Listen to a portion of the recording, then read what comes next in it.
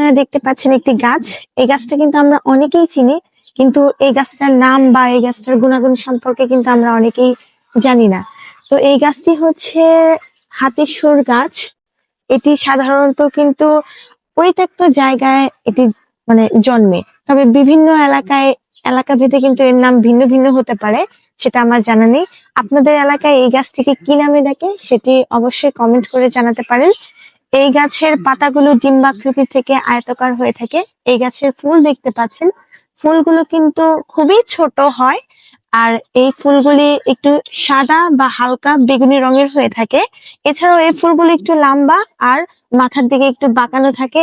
এজন্যই কিন্তু একে হাতির সুর গাছ বলা হয়ে থাকে, আমার যেটা ধারণা।